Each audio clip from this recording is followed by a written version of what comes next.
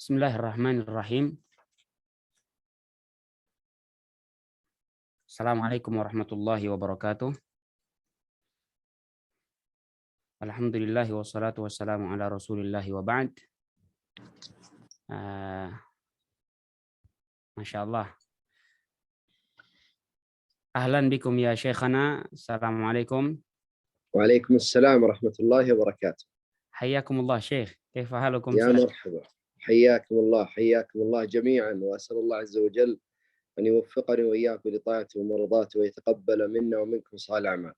اللهم آمين اللهم آمين.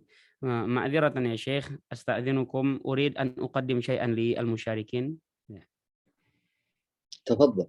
جزاكم الله خيرا شيخ. Para ikhwah, alhamdulillah Syekh Badar Al-Maqati hafizahullah ta'ala sudah hadir bersama kita. Yang hari ini kita bisa sedikit kita ceritakan tentang biografi Syekh. Sedikit kita ceritakan tentang biografi Syekh, bahwa Syekh hafizahullah ta'ala merupakan talib doktorah di jurusan hadis, dan beliau juga merupakan salah satu muridnya Syekh bin Baz rahimahullahu ta'ala, dan juga orang dekat sekaligus murid dari Syekh Umar bin Saud Al-Aid hafizahullahu ta'ala. Dan Syekh juga merupakan imam sekaligus khatib di salah satu masjid di Muzahmiyah, dan juga ketua Jam'iyah Khairiyah yang ada di Muzahmiyah. Ini biografi singkat dari Syekh. Ya, kita berharap agar pembahasan kita, pelajaran kita bersama Syekh dapat kita nikmati, dapat kita ambil banyak faedah, dan juga kita berharap dari para peserta, para tulab untuk memperhatikan adab-adab ketika bermajlis, terutama agar setiap peserta itu mematikan suara ketika pelajaran sedang berlangsung, sehingga Syekh dapat menerangkan pelajaran dengan tenang dan kita tidak mengganggu Syekh ketika sedang menjelaskan pelajaran. Ini yang bisa kita sampaikan sebagai muqaddimah, dan kita berharap agar semuanya dapat mengambil faedah sebanyak-banyaknya dari pelajaran bersama Syekh hafizahullahu ta'ala. Barakallahu fil jami'. Sekarang kita akan kembalikan kepada Syekh, ila Syekhina al-Fadil Syekh Badar bin Suwailim Al-Maqati Al-Utaibi hafizahullahu ta'ala. Falyatafaddal mashkura. Faddal ya Syekhana. بسم الله الرحمن الرحيم. الحمد لله رب العالمين، والصلاة والسلام على أشرف الأنبياء وخاتم المرسلين نبينا محمد وعلى آله وصحبه وسلم تسليما كثيرا إلى يوم الدين، أما بعد. في البداية أشكركم جميعا على هذا الحضور وعلى هذا اللقاء الطيب، ونحن نلتقي مع إخوة لنا يجمعنا وإياهم أقوى رابط، وهو رابط الأخوة في الله. تترجم الآن يا شيخ؟ نعم، جزاكم الله خيرا شيخ. Baik, pertama Syekh memulai dengan muqaddimah, memuji Allah tabaraka wa taala, dan juga bersalawat untuk Nabi kita Muhammad sallallahu alaihi wasallam, dan juga Syekh bersyukur kita dapat berkumpul, berjumpa, belajar bersama, dan juga Syekh menyebutkan bahwa tidak ada ikatan yang paling kuat di atas muka bumi ini melainkan ikatan agama, ikatan persaudaraan sesama Islam, sesama Muslim.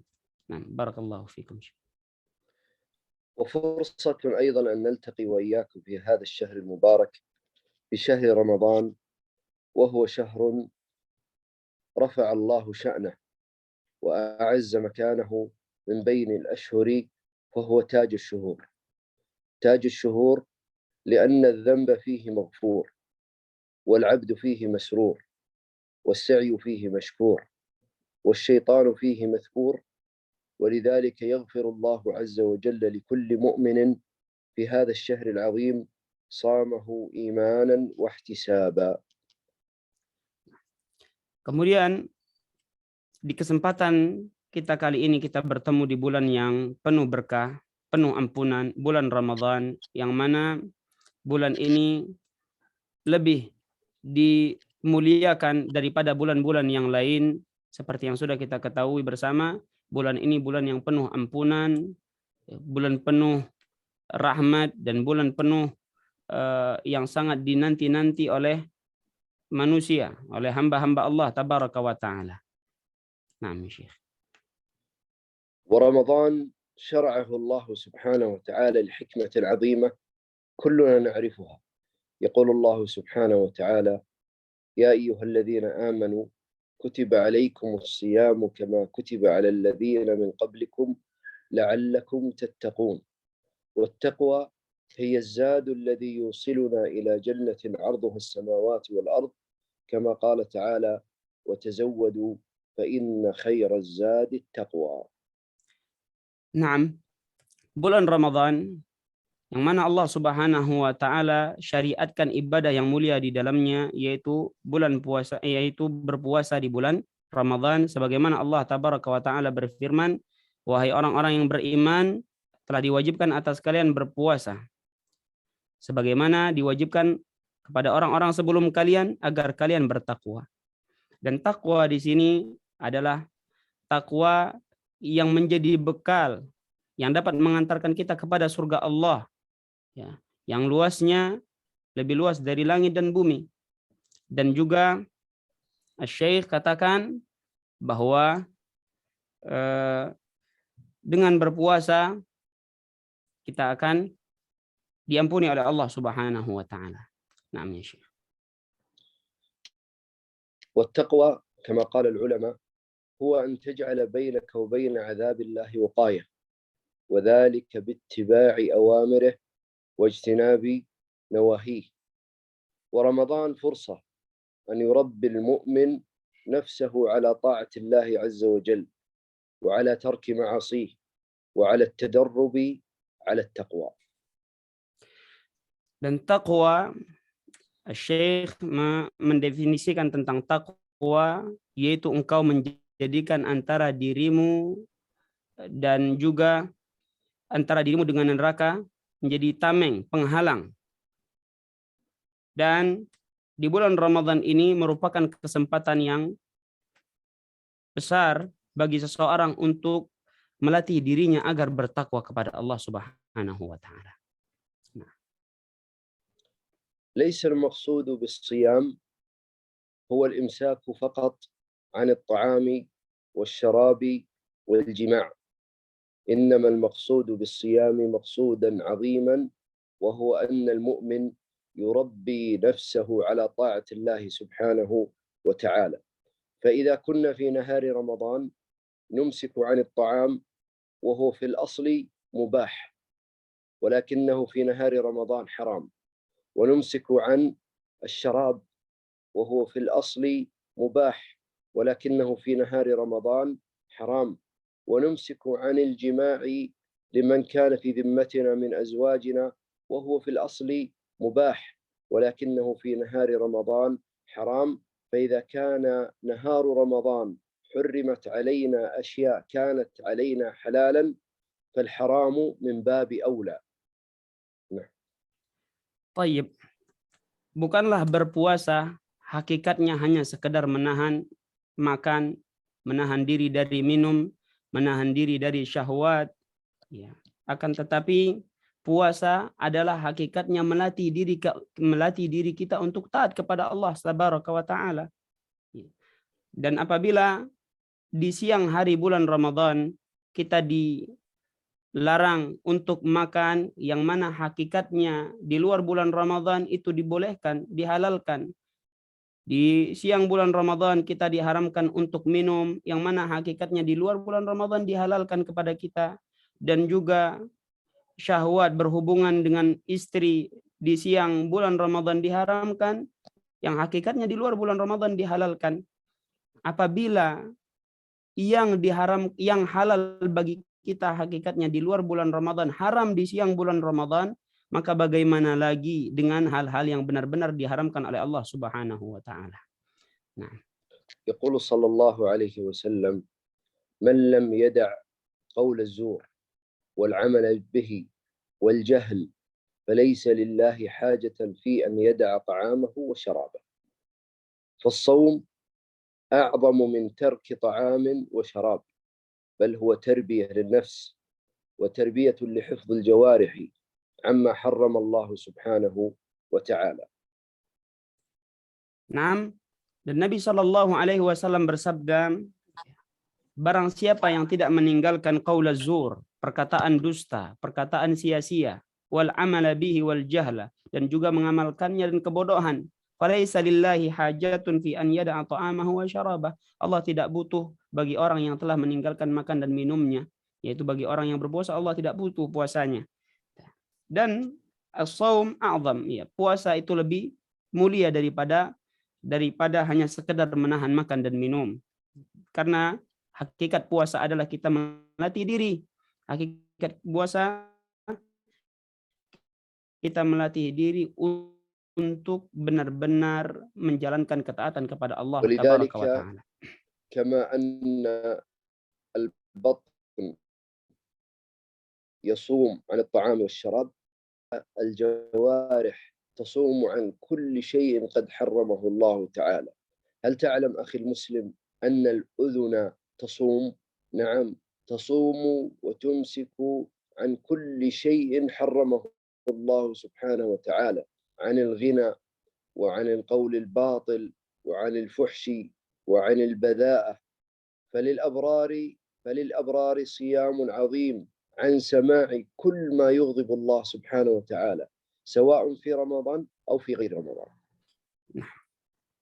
Sebagaimana perut kita telah menahan diri dari makan, kita tahan perut kita untuk tidak makan, maka demikian pula dengan seluruh anggota tubuh. Seluruh anggota tubuh kita juga kita tahan untuk tidak melakukan hal-hal yang diharamkan oleh Allah Subhanahu wa Ta'ala. Contohnya telinga. Allah Subhanahu wa Ta'ala juga haramkan bagi orang yang berpuasa dari mendengar nyanyian, mendengar hal-hal yang buruk yang diharamkan oleh Allah Tabaraka wa Ta'ala. Dan juga anggota-anggota tubuh yang lainnya. Ini perlu kita latih ketika kita berpuasa agar kita benar-benar menahannya dari segala hal-hal yang diharamkan oleh Allah Subhanahu wa Ta'ala. Nah.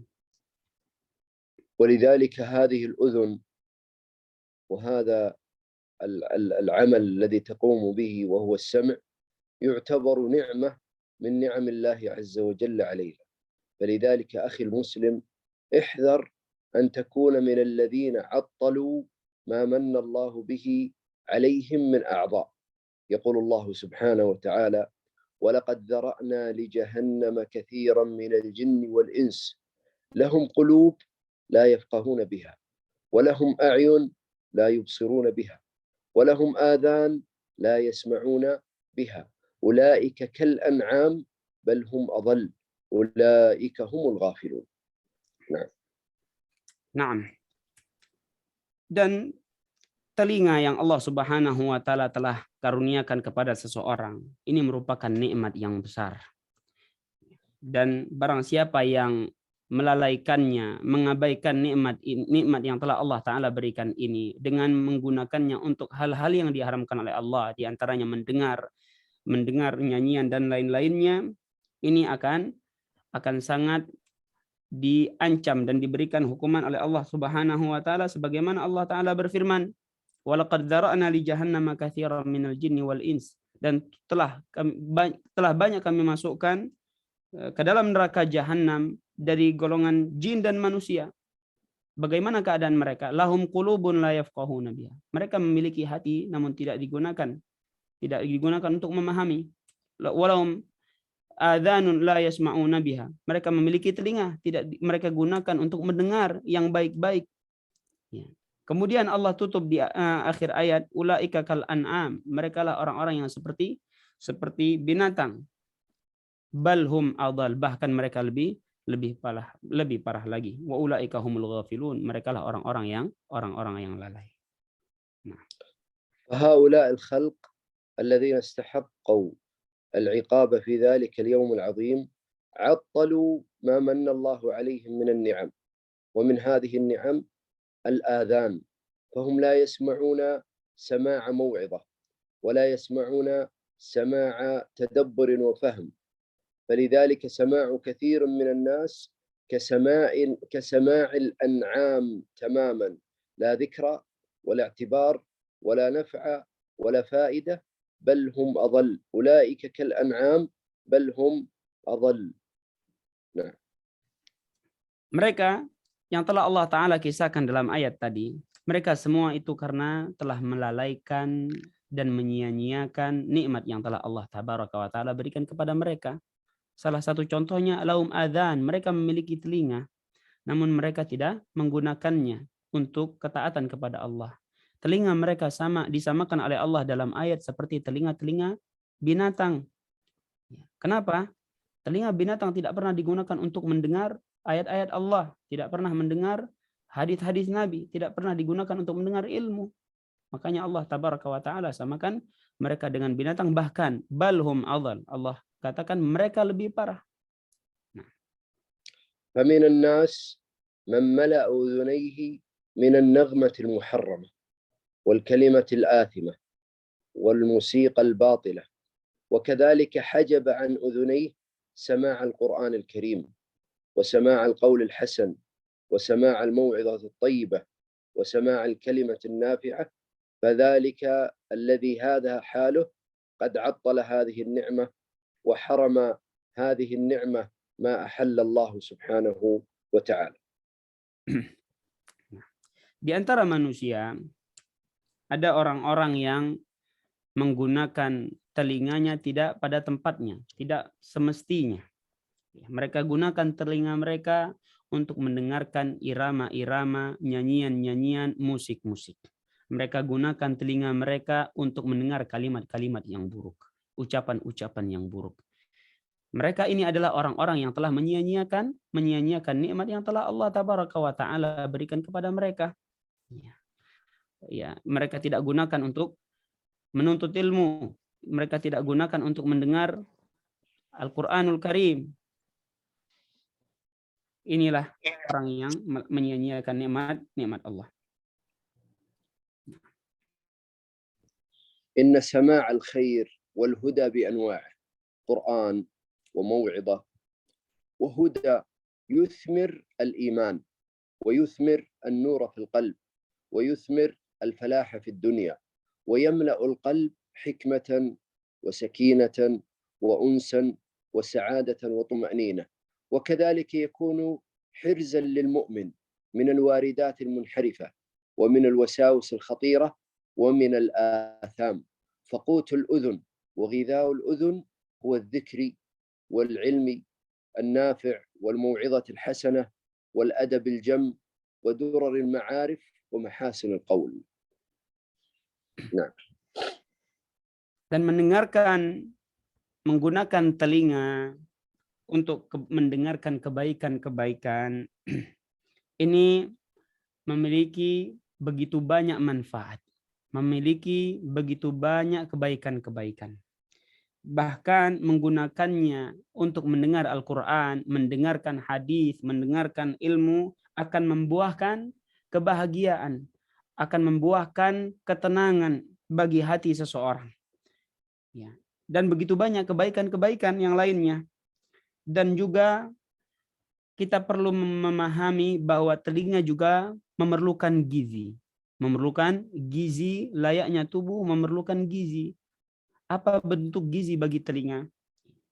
Gizi bagi telinga yaitu menggunakannya untuk mendengar ayat-ayat Al-Quran, menggunakannya untuk mendengar hadis-hadis Nabi, menggunakannya untuk mendengar perkataan-perkataan yang baik dan kebaikan-kebaikan yang lainnya. Nah. فالواجب علينا أن نحمد الله على نعمة السمع وأن نصرف هذه النعمة في مرضاة ربنا سبحانه وتعالى. نزداد من سماع القرآن الكريم ومن الكلمات النافعة ومن الحكم البالغة التي تعيننا على طاعة الله جل وعلا ومرضاته. ويجب علينا أن ننقذ أذننا من سماع الإثم والإصغاء إلى الفحش وكل ما يصد عن سبيل الله جل وعلا. يقول الله جل وعلا: وإذا سمعوا اللغو أعرضوا عنه وإذا سمعوا اللغو أعرضوا عنه وقالوا لنا أعمالنا ولكم أعمالكم سلام عليكم لا نبتغي الجاهلين. ويقول الله عز وجل: إن السمع والبصر والفؤاد كل أولئك كان عنه مسؤولا. فالأذن مسؤولة أمام الله سبحانه وتعالى عما استمعت إليه. الصالحون هم الذين يستمعون القول فيتبعون أحسنه ويا ندامة من صرف سمعه عن الهدى وأغلق أذنه عن صوت الحق. Nah, oleh karena itu wajib bagi kita untuk memuji Allah Tabaraka wa Ta'ala. Bersyukur kepada Allah yang telah memberikan nikmat yang mulia ini, nikmat yang begitu besar ini, yaitu nikmat pendengaran. Dan juga kita perlu untuk menjaga dan melindungi telinga kita dari pendengaran-pendengaran yang tidak baik, yang dapat memberikan keburukan bagi seseorang. Sebagaimana Allah Tabaraka wa Ta'ala berfirman, wa idza sami'ul laghwa a'radu an. Apabila mereka mendengar hal-hal yang sia-sia, mereka berpaling darinya. Lana a'maluna wa lakum a'malukum. Bagi kami amalan kami dan bagi kalian amalan kalian. La nabtaghil jahilin. Salamun alaikum la nabtaghil jahilin. Semoga keselamatan atas kalian, kami tidak memperdulikan orang-orang yang bodoh. Ya. Dan sungguh penyesalan bagi orang yang tidak benar-benar menggunakan nikmat telinga yang telah Allah Tabaraka wa Ta'ala berikan kepadanya. Dia tidak menggunakannya untuk petunjuk, dia tidak gunakan untuk kebaikan-kebaikan. Dan juga Allah Subhanahu wa Ta'ala berfirman, ya, inna sam'a wal basara wal fuada kullu ulaika kana anhu mas'ula. Sesungguhnya pendengaran dan penglihatan serta hati itu seluruhnya akan dipertanggungjawabkan oleh Allah Tabaraka wa Ta'ala.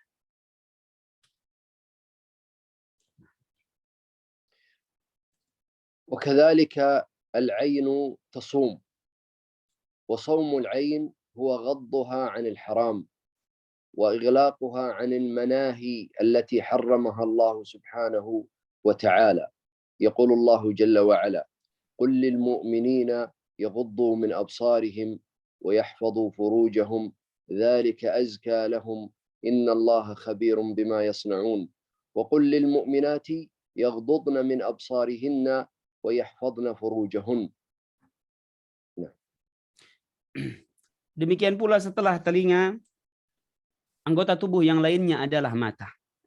Mata juga sehakikatnya berpuasa. Mata hakikatnya juga berpuasa. Bagaimana puasa mata? Mata berpuasa untuk tidak melihat hal-hal yang diharamkan oleh Allah Tabaraka wa Ta'ala, menundukkannya. Dan Allah Tabaraka wa Ta'ala berfirman, qul lil mu'minina yaghuddu min absarihim. Katakanlah kepada orang-orang yang beriman untuk menundukkan pandangan mereka. Ya. Wa yahfadhu furujahum, dan juga untuk menjaga kemaluan mereka. Dzalika azka lahum. Itu yang lebih baik bagi mereka. Ya. Ayat setelahnya Allah juga berfirman, wa kullil mu'minat, dan juga katakan kepada orang-orang mukminah, wanita mukminah, untuk juga menjaga pandangan mereka dari hal-hal yang diharamkan oleh Allah Tabaraka wa Ta'ala. ولذلك النظر إلى ما حرم الله سبحانه وتعالى له مفاسد عظيمة وله آثار عظيمة تفتك في دين المسلم وهو لا يشعر. ومن هذه الآثار أولا أنه يفتك ويضر بقلب صاحبه فكلما اعتاد الإنسان إلى النظر إلى الحرام فهذا يضر في قلبه وينخر إيمانه وهو لا يشعر ويأكل من حسناته. Dan juga yang perlu kita ketahui, pandangan ini memiliki pengaruh-pengaruh yang begitu besar bagi seseorang. Terutama pengaruh bagi hati seseorang. Dan kenapa ini perlu diperhatikan? Karena kebanyakan orang ketika dia melihat, dia tidak sadari bahwa apa yang dia lihat, apa yang dia pandang itu mempengaruhi hatinya dan dapat merusak hatinya. Ini yang perlu kita fahami. Ini yang perlu kita fahami bersama. وأيضا من آثار النظر إلى الحرام أنه بوابة الفتن، فالنظرة المحرمة تجر إلى فتنة أكبر من فتنة مجرد النظر، وهذا مشاهد ومجرب عند كثير من الناس.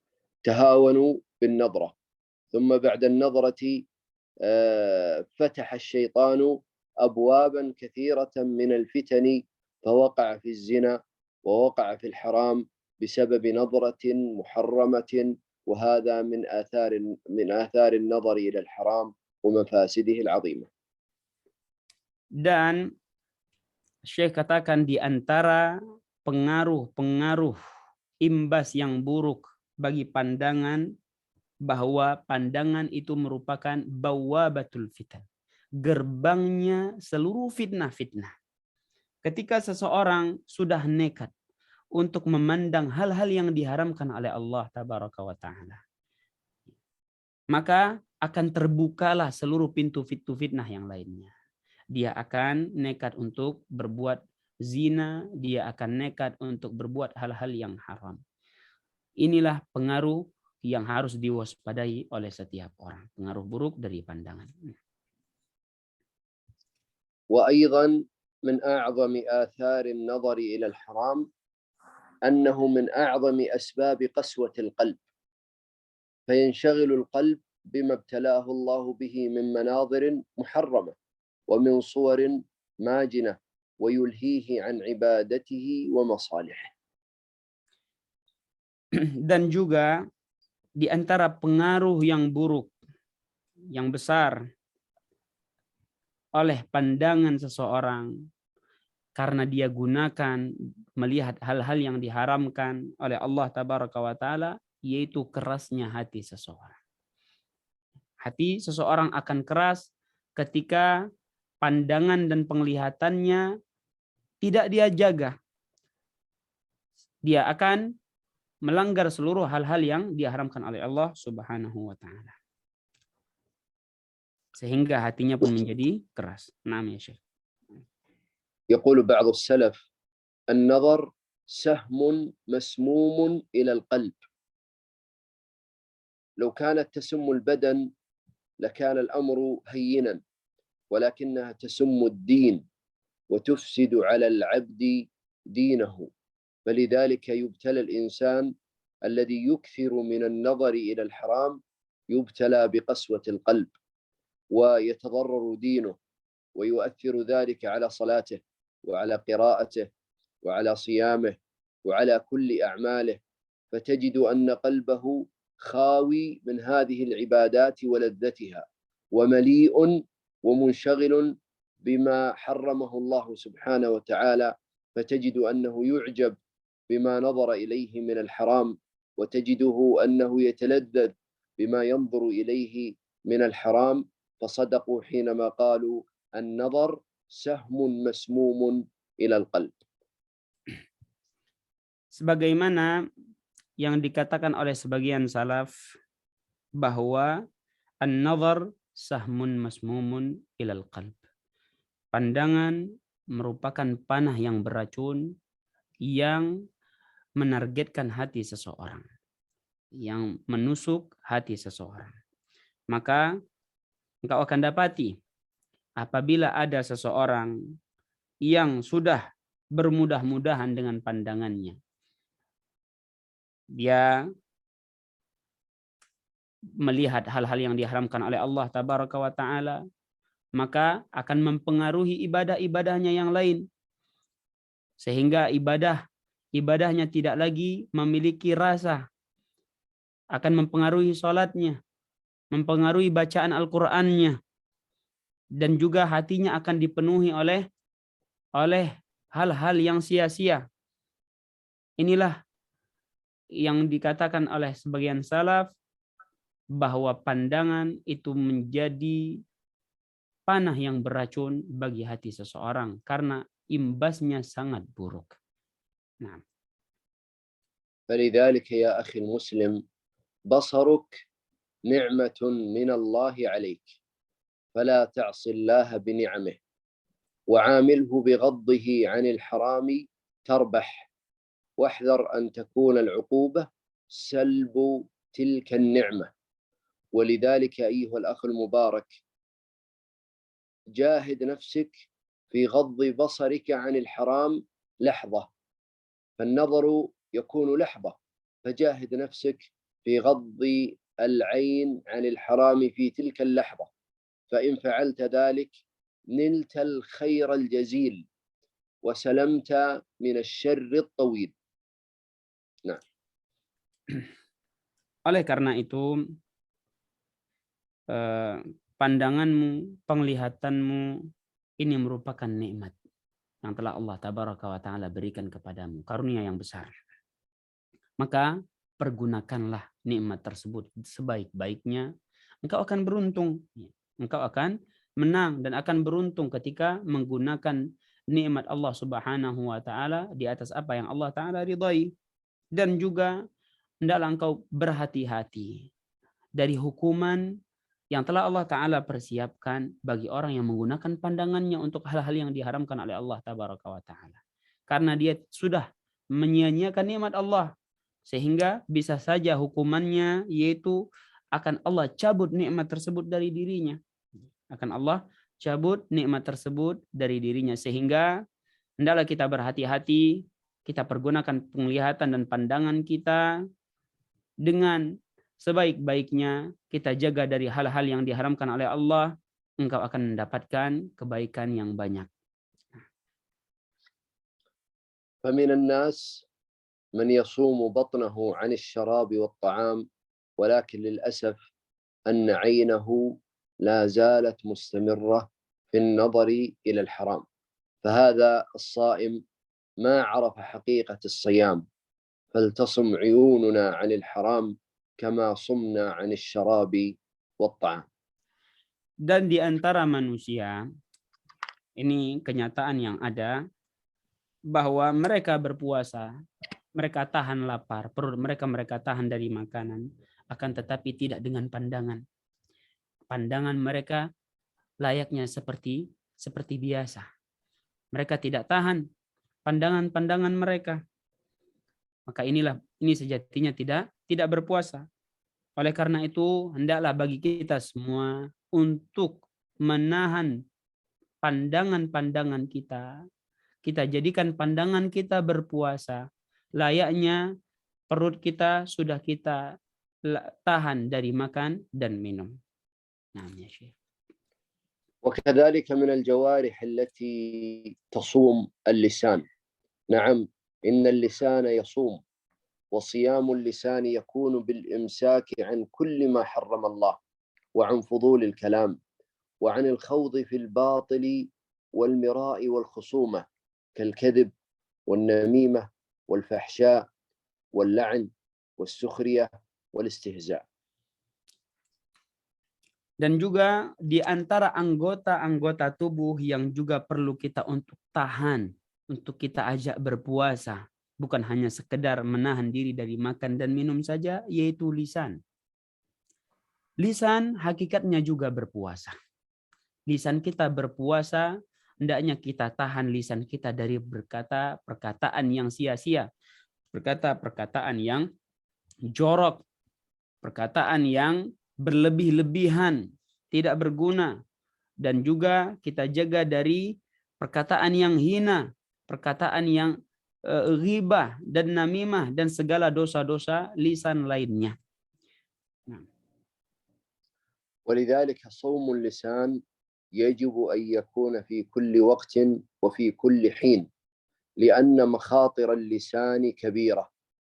ولذلك جاء في الحديث عند السنن أن النبي صلى الله عليه وسلم يقول أن اللسان في كل يوم يكفر الأعضاء ويلوم الأعضاء، والأعضاء تكفر اللسان وتقول له اتق الله فينا، فإنك إن استقمت استقمنا وإن اعوججت اعوججنا. فلذلك إذا سلم لسان المرء فقد سلم قلبه وسلمت حياته، وأصبح بإذن الله عز وجل مليء بالإيمان. Dan menjaga lisan ataupun puasa lisan ini hendaknya dilakukan oleh seseorang setiap waktu dan setiap saat. Karena apa? Karena bahayanya lisan itu sangatlah besar. Sebagaimana dikatakan dalam sebuah hadis bahwa lisan setiap hari akan mencela anggota tubuh, akan senantiasa mencela lisan. Anggota-anggota tubuh yang lainnya akan mengatakan ittaqillah fina, ya, bertakwalah engkau atas kami. Karena kalau engkau bertakwa, engkau lurus, maka anggota tubuh yang lainnya juga akan lurus. Apabila engkau selamat, anggota tubuh yang lainnya juga akan selamat. Ini menggambarkan betapa besarnya efek dari lisan. Nah. ولذلك آفات اللسان كثيرة يجب على المؤمن أن يحذر منها، ومن أبرزها الغيبة. والغيبة كما قال النبي صلى الله عليه وسلم أتدرون ما الغيبة؟ قالوا الله ورسوله أعلم. فقال صلى الله عليه وسلم الغيبة ذكرك أخاك بما يكره، أي أنه في غيبته وعدم حضوره تتكلم فيه وتسبه وتشتمه وتظهر كثيرا من مساوئه، فهذا محرم. ولذلك جاء في السنن أن النبي صلى الله عليه وسلم يقول مررت أنا وجبريل على قوم لهم أظافر من نحاس يخمشون وجوههم وصدورهم، فقلت يا جبريل من هؤلاء؟ قال هؤلاء الذين يأكلون لحوم الناس ويقعون في أعراضهم. ولذلك أيحب أحدكم أن يأكل لحم أخيه ميتا فكرهتموه؟ فالغيبة كأنك تأكل لحم أخيك المسلم وهو ميت. Di antara bencana lisan, ya, di antara bencana lisan yang sangat bahaya dan sangat besar, ataupun kerusakan yang disebabkan oleh lisan, contoh dari perbuatan dosa yang dilakukan oleh lisan adalah al-ghibah. Ghibah seperti yang disebutkan oleh Nabi dalam sebuah hadis bahwa Nabi bertanya kepada para sahabat, tahukah kalian apa itu ghibah? Allahu wa rasuluhu a'lam. Allah dan Rasulnya yang mengetahui, yang lebih mengetahui. Kemudian Nabi jelaskan ghibah itu hakikatnya dzikruka akhaka bima yakrah. Engkau bercerita menyebutkan tentang saudaramu dengan apa yang tidak dia sukai. Itulah hakikat ghibah. Dan juga di antara bencana karena ghibah seperti yang disebutkan dalam hadis bahwa akan datang nanti seseorang, Nabi SAW diperlihatkan kepada orang-orang yang memiliki kuku-kuku yang panjang dari timah. Kemudian mereka, apa yang mereka lakukan? Mereka mencabik-cabik, menggaruk-garuk wajah-wajah mereka. Kemudian Nabi bertanya, kenapa mereka? Malaikat katakan, mereka adalah orang-orang yang memakan daging bangkai saudaranya. Mereka orang-orang yang memakan daging-daging saudaranya seperti yang disebutkan oleh Allah Tabaraka wa Ta'ala dalam Al-Quran. Ayuhibbu ahadukum ayyakula lahma akhihi maitan fakarihtumu. Apakah salah seorang kalian ingin memakan bangkai saudaranya sedang kalian tidak suka? Inilah hakikat orang yang menggibah, menceritakan saudaranya keburukan di belakangnya. Nah. وكذلك من آفات اللسان الكذب، وهو خلاف الواقع وعدم قول الحقيقة. والكذب كبيرة من كبائر الذنوب، ولذلك يقول صلى الله عليه وسلم: ولا يزال الرجل يكذب حتى يكتب عند الله كذابا، وإن الكذب لا يهدي إلى الفجور، وإن الفجور يهدي إلى النار. فعلى المؤمن أن يتعود على الصدق، وهو من أفضل الأخلاق، أن يكون صادقا في قوله، صادقا في أفعاله، صادقا في أخلاقه، صادقا في دينه. Di antara dosa keburukan yang dilakukan oleh lisan selain ghibah, Asy-Syaikh sebutkan yaitu al-kadzib, dusta, kebohongan, khilaful waqi. Dusta adalah menyebutkan hal yang menyelisihi kenyataan. Dia berdusta dan berbohong. Nabi SAW ingatkan, iyakumul kadzib, jauhilah oleh kalian perkataan dusta. Fa innal kadziba yahdi ilal fujur.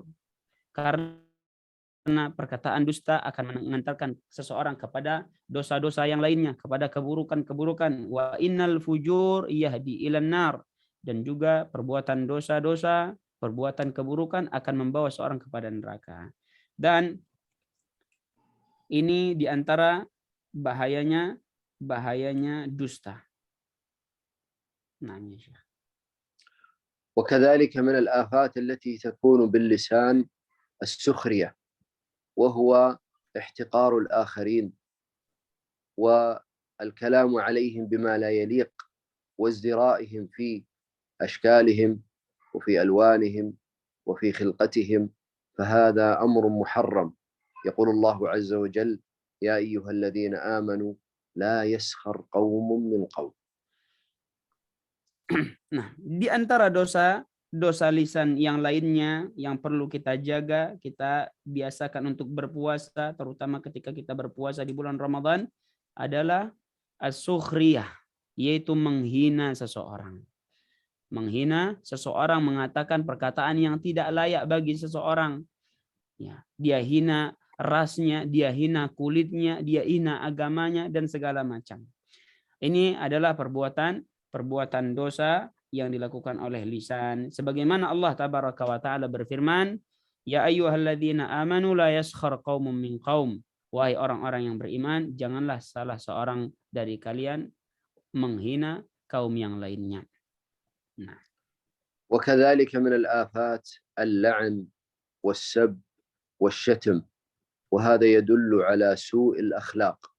فعلى المؤمن أن يحذر من اللسان ومن آفاته، ولذلك هذا اللسان صغير في حجمه، ولكنه عظيم في جرمه وعقابه وعذابه. يقول صلى الله عليه وسلم: من يضمن لي ما بين فخذيه وما بين فكيه أضمن له الجنة. ويقول صلى الله عليه وسلم لمعاذ بن جبل: يا معاذ أمسك عليك هذا، وأشار إلى لسانه. فقال معاذ: يا رسول الله، أو نحن مؤاخذون بكل ما نقول؟ فقال صلى الله عليه وسلم: وهل يكب الناس على وجوههم إلا حصائد ألسنتهم. Dan di antara dosa-dosa yang dilakukan oleh lisan yang lainnya adalah al-la'n, yaitu sering melaknat, sering mengejek, sering mencela. Ini yang dilakukan oleh lisan, dan ini tentu sangat berbahaya. Seperti yang kita ketahui bahwa lisan saghirul hajm, dia kecil, bentuknya kecil, akan tetapi efek dosa keburukan yang dihasilkan amatlah besar. Makanya Nabi SAW bersabda, barang siapa yang menjamin bagiku apa yang ada di antara kakinya dan juga apa yang ada di antara kedua rahangnya yaitu lisan, adman lahul jannah, Nabi akan jamin baginya surga. Dan juga Nabi SAW bersabda kepada Mu'adz untuk menjaga lisan, amsik alaika hadza, jagalah olehmu hadza, ini. Nabi isyaratkan kepada lisannya. Kemudian Mu'adz bertanya, ya Rasulullah, apakah kami akan dihukum oleh kalimat-kalimat yang keluar dari lisan? yang telah kami ucapkan. Kemudian Nabi SAW menjawab, "Thaqulatka ummuk. Fahal yakubbun nas fin nari ala wujuhihim illa hasaidu alsinatihim." Celakalah ibumu. Tidaklah seseorang terjerumus, tersungkur di dalam neraka, melainkan itu sebab lisan mereka. وكذلك اللسان يعتبر نعمة إذا استغل في طاعة الله عز وجل، فباللسان تقرأ القرآن، والنبي صلى الله عليه وسلم يقول: لا أقول ألف لام ميم حرف، بل ألف حرف ولام حرف وميم حرف، والحرف بحسنة والحسنة بعشر أمثالها والله يضاعف لمن يشاء. فرمضان فرصة أن الإنسان يربي نفسه على طاعة الله عز وجل، وأن يتقي الله عز وجل في لسانه، وأن يكثر من قراءة القرآن ويجمع الكثير والكثير من الحسنات بهذا اللسان، فتقرأ سورة أو تقرأ آية أو تقرأ جزءا، والله سبحانه وتعالى يضاعف هذا الأجر عنده جل وعلا. فمثلا لو قرأت سورة الفاتحة، والعلماء يقولون سورة الفاتحة 150 حرفا، فالله يضاعف لمن يشاء، الحرف بحسنة والحسنة بعشر أمثالها، أقل القليل أن تأخذ 1500 حسنة، والله يضاعف لمن يشاء. ففرصة أن تتزود بالحسنات بواسطة هذا اللسان عند قراءة القرآن. Naam. Kemudian setelah kita sebutkan dosa-dosa lisan, Syekh katakan bahwa lisan akan dikatakan, akan dianggap sebagai nikmat yang besar apabila seseorang menggunakannya di dalam ketaatan kepada Allah Tabaraka wa Ta'ala. Dan juga sangat banyak pahala-pahala dan kebaikan-kebaikan yang dapat diperoleh oleh lisan seseorang. Contohnya membaca Al-Quran, terutama di bulan Ramadan ini. Nabi SAW katakan, aku tidak mengatakan alif lam mim itu satu huruf, akan tetapi alif satu huruf, lam satu huruf, mim satu huruf. Ya. Dan juga wal hasanatu bi asyri amsalihha, kebaikan-kebaikan akan dilipat gandakan 10 kali lipat, ila sabi'imiati dhifin, sampai 700 kali lipat, dan berlipat-lipat di Allah Subhanahu wa taala berikan bagi orang yang membaca Al-Qur'an. Dan tentu seseorang membaca Al-Qur'an dengan lisannya. Kita ambil contoh surat Al-Fatihah. Surat Al-Fatihah dikatakan oleh para ulama terdapat 150 huruf. Surat Al-Fatihah ada 150 huruf. Dan kalau kita lipat gandakan, tentu ini akan semakin banyak kebaikan-kebaikan bagi seseorang. Hanya sekadar dengan membaca surat Al-Fatihah saja.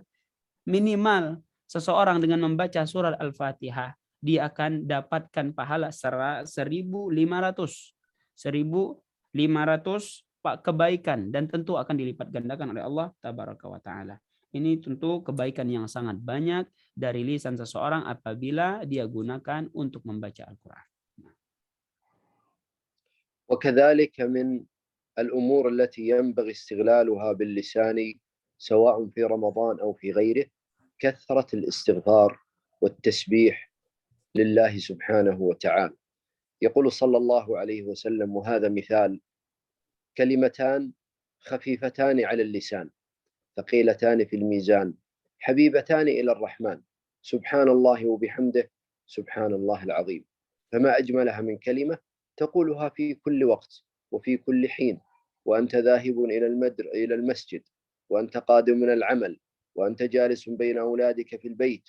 سبحان الله وبحمده سبحان الله العظيم، خفيفة على لسانك ولكنها ثقيلة في ميزانك، بل ويحبها الله جل وعلا. Dan di antara hal yang perlu kita fahami, yang perlu kita perbanyak, terutama di bulan Ramadan ini, terhadap lisan kita, yaitu memperbanyak al-istighfar, memperbanyak istighfar, dan juga memperbanyak zikir serta tasbih. Ya. Ini yang perlu kita pahami. Karena sangat banyak kebaikan-kebaikan yang dihasilkan oleh lisan dengan memperbanyak istighfar dan memperbanyak tasbih. Di antara contohnya Nabi SAW bersabda, kalimatani, ya, ada dua kalimat yang ringan di lisan, berat di timbangan, dan dicintai oleh Allah tabaraka wa ta'ala. Subhanallah wa bihamdihi subhanallahil azim. Ya, ini dua kalimat yang sangat ringan di lisan, yang sangat berat di timbangan dan juga dicintai oleh Allah. Ini perlu kita biasakan dan kita perbanyak, terutama di bulan ini. Tidak mengambil waktu yang lama ketika kita kembali ke rumah, kita sedang berjalan, kita ucapkan kalimat subhanallah wa bihamdi subhanallahil azim, sehingga kita bisa meraih kebaikan-kebaikan, pahala-pahala yang banyak.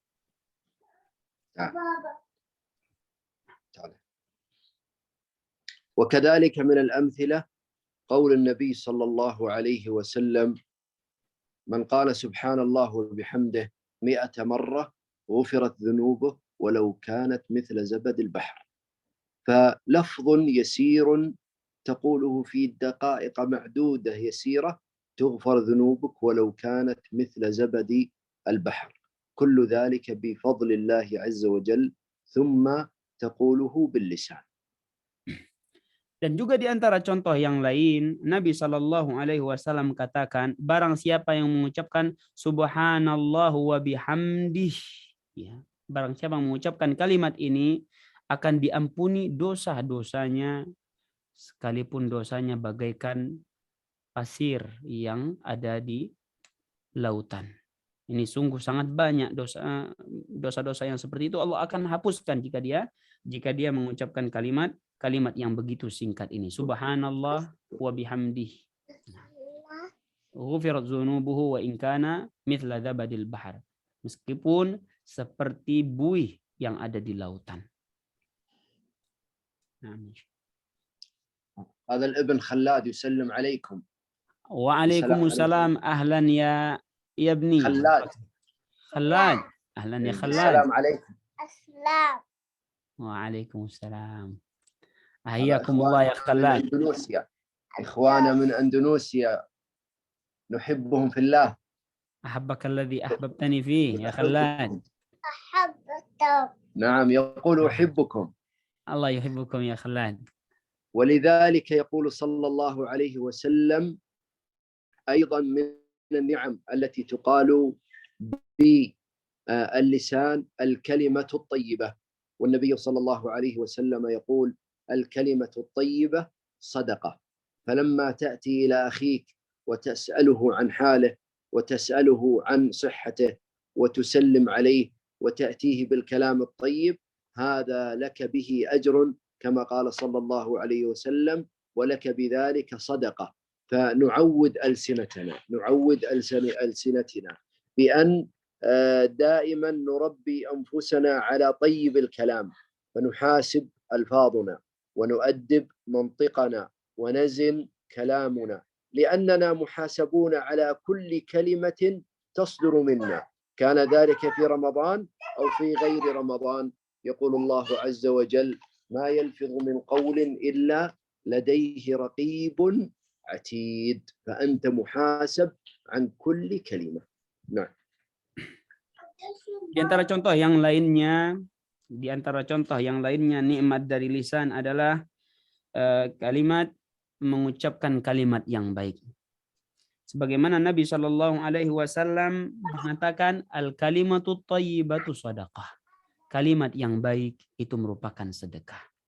Maka hendaknya kita membiasakan diri untuk mengucapkan kalimat-kalimat yang baik kepada saudara kita, memberikan kebahagiaan dengan kalimat-kalimat yang keluar dari lisan kita kepada saudara kita. Ini perlu kita biasakan. Karena Allah janjikan kebaikan, Allah janjikan balasan yang baik bagi orang yang mengucapkan dan berkata dengan perkataan yang baik.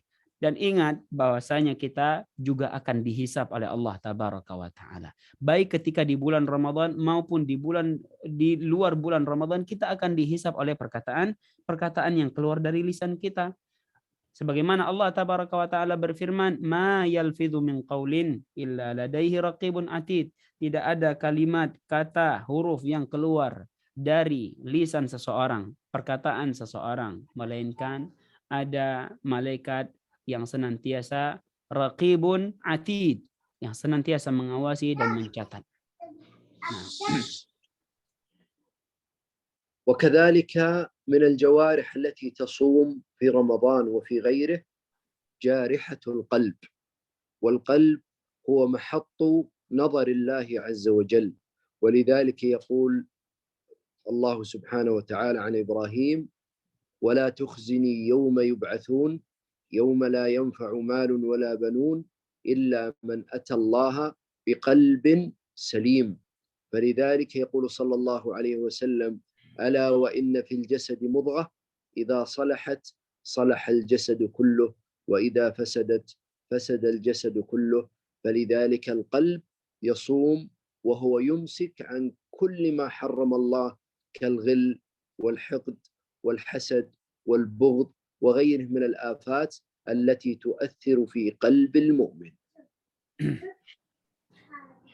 Dan setelah kita bercerita tentang anggota tubuh yaitu lisan, anggota tubuh yang lainnya yang juga harus berpuasa yaitu hati. Dan hati merupakan anggota tubuh yang akan Allah Ta'ala lihat dari seseorang. Yang Allah akan jadikan tolak ukur dari seseorang. Maka dari itu hati juga berpuasa. Makanya perhatikan seperti yang dikatakan oleh Nabi Ibrahim alaihissalam dalam Al-Quran, wala tukhzini yauma yub'atsun. Janganlah engkau hinakan aku pada hari dibangkitkan, pada hari kiamat. Ya, yauma la yanfa'u malun wala banun, pada hari yang tidak berguna harta dan anak-anak, kecuali orang yang datang dengan hati yang selamat. Perhatikan, di sini digambarkan orang yang datang dengan membawa hati yang selamat. Dan Nabi SAW juga katakan dalam sebuah hadis bahwa seseorang hatinya akan dijadikan tolak ukur seseorang. Innallaha la yanzuru ila suwarikum wa a'malikum. Allah Subhanahu wa taala tidak akan melihat pada amalan-amalan kalian, akan tapi Allah akan lihat hati kalian. Maka hati pun berpuasa, khususnya ketika di bulan Ramadan, hati berpuasa, menahan hati kita untuk tidak dengki, menahan hati kita untuk tidak benci kepada seseorang, menahan hati kita untuk tidak menginginkan keburukan-keburukan dan hal-hal yang lainnya. Nah, فلذلك هذا القلب يجب أن يكون مستقرا للمحبة والمودة، وكذلك ينزع كل ما فيه من آفة حتى يكون العبد يستفيد من صيامه ويستفيد من قراءته ويستفيد من تدبره لكلام الله سبحانه وتعالى ويستفيد من كل عمل صالح، لأن المقصود من كل العبادات هو إصلاح القلب. فيجب على المؤمن التخلية قبل التحلية، يجب أن يخلي ما في قلبه من الآفات، وأيضا حتى يستفيد من هذه العبادات ويتحلى بها لا بد أن يتخلص من تلك الأدران ومن تلك الآفات. فالقلب نعم يصوم عن كل ما حرم الله جل وعلا. Naam, hati oleh karena itu perlu untuk diisi dengan kecintaan dan juga kebaikan-kebaikan. Karena hati seseorang akan sangat berpengaruh dengan ibadah-ibadah yang dia kerjakan. Makanya dikatakan at-takhliyah qabla tahliyah. Hati seseorang itu perlu dikosongkan terlebih dahulu dari keburukan-keburukan, keinginan-keinginan yang jahat, dosa-dosa hati perlu dikosongkan, baru dia akan merasakan isi dari amal ibadah kebaikan-kebaikan yang dia kerjakan, hatinya akan terisi dengan kebaikan-kebaikan tersebut, dan juga hatinya akan mendapatkan faidah, mendapatkan timbal balik dari amal ibadah yang dia kerjakan. Ini yang perlu kita jaga dan kita tahan ketika kita berpuasa. فهذا هو صوم الجوارح كما هو عنوان كلمتنا في هذا اللقاء الموفق، فنحفظ جوارحنا عن كل ما حرم الله سبحانه وتعالى، ونستخدم هذه النعم فيما يقربنا إلى الله سبحانه وتعالى. أسأل الله جل وعلا أن يوفقني وإياكم لطاعته ومرضاته، وأسأله سبحانه وتعالى أن يغفر ذنوبنا ويستر عيوبنا. وجزاكم الله كل خير على هذا اللقاء، وأستأذنكم فقط 5 دقائق لمن لديه سؤال، لأن عندي الآن موعد للمستشفى فزوجتي متعبة وأحتاج إلى دعواتكم. 5 دقائق نجيب على أبرز الأسئلة ثم بعد ذلك أستأذنكم. Jazakumullah khairan. Dan inilah yang terakhir, Syekh memberikan penutup, inilah yang dikatakan dengan saumul jawarih. Anggota tubuh kita juga berpuasa, bukan hanya sekedar perut kita yang menahan makan dan minum dari lapar dan lain-lainnya. Semoga Allah Subhanahu wa taala berikan keberkahan kepada kita semua. Allah berikan taufiknya kepada kita atas tema dan juga pembahasan yang sudah kita sama-sama dengar. Dan Syekh berikan waktu 5 menit bagi peserta yang ingin bertanya kepada Syekh, karena ya qaddarallah wa ma syaa fa'al, zaujahnya Syekh, istrinya Syekh sedang sakit, dan Syekh berharap kepada kita semua untuk mendoakan istri beliau. Beliau akan berangkat ke mustasfa, ke rumah sakit. Nah, fadhal kalau ada yang mau bertanya dari ikhwah sekalian. Kalau ada yang mau bertanya, Syekh berikan waktu 5 menit.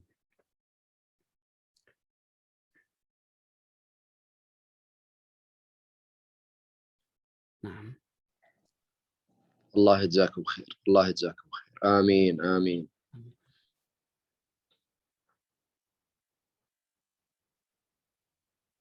نعم يا شيخ. أنا أنتظر إذا فيها حد عنده السؤال. نعم يا أخي موسي تفضل. لو السلام عليكم يا شيخ. عليكم السلام ورحمة الله. حياكم الله ويحفظكم الله جميعا إن شاء الله. آمين جزاك الله خير. Ini soal ya Syekh. تفضل. ما أعظم فتنة لبني آدم فتنة الدجال أو فتنة النساء. شكرا شيخ. السلام عليكم. أعظم الفتن كما قال النبي عليه الصلاة والسلام فتنة النساء، هذا في حياته العادية فتنة النساء. أما في وقت الفتن، وقت قرب قيام الساعة، فيعتبر فتنة المسيح الدجال من أعظم الفتن، لأن الإنسان لا يستطيع أن ينجو من هذه الفتن إلا بإيمانه. ففتنة النساء في كل وقت، فتنة النساء في كل وقت. وأما المسيح الدجال فيعتبر في آخر الزمن، يعتبر من أقوى الفتن التي تمر على المؤمن. Baik, tadi Akhi Mosi bertanya, fitnah apa yang lebih besar?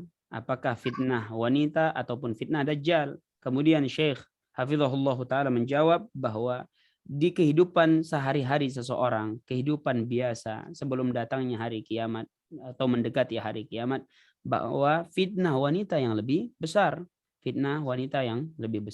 Namun ketika sudah mendekati hari kiamat, sudah datang hari kiamat, datangnya masa fitnah-fitnah, maka tentu fitnah dajjal yang lebih besar, karena seseorang tidak akan mampu selamat dari fitnah dajjal kecuali dengan imannya. Nah, barakallahu fiik. آخذ سؤال أخير يا شيخ. Soal akhir, أنا انتهى يا شيخ انتهى.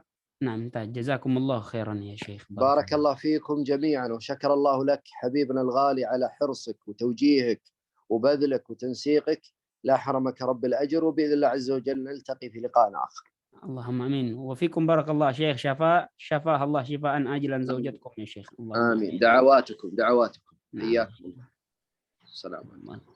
Assalamualaikum warahmatullahi wabarakatuh. Nah, para ikhwah, alhamdulillah dengan ini kita berharap bahwa apa yang telah disampaikan oleh Syekh dengan tema yang Masya Allah, ya, anggota tubuh yang lainnya juga berpuasa, bukan hanya sekedar perut yang menahan lapar dan haus. Ini merupakan tema yang menjadi pengingat bagi kita semua, menjadi pelajaran yang berharga bagi kita semua untuk benar-benar menjaga seluruh anggota tubuh kita dari segala apa yang diharamkan oleh Allah Tabaraka wa Ta'ala. Karena hakikatnya seluruh anggota tubuh juga berpuasa. Demikian yang bisa kita sampaikan. Jazakumullahu khairal jaza.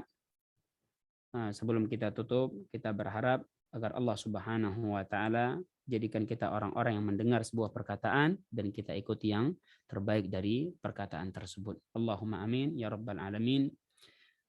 Kita tutup dengan doa kafaratul majlis. Subhanakallahumma wa bihamdika asyhadu an la ilaha illa anta astaghfiruka wa atubu ilaik. Wassalamualaikum warahmatullahi wabarakatuh. Waalaikumsalam warahmatullahi wabarakatuh. Syukran Ustaz. Barakallahu fikum. Wa fikum barakallahu.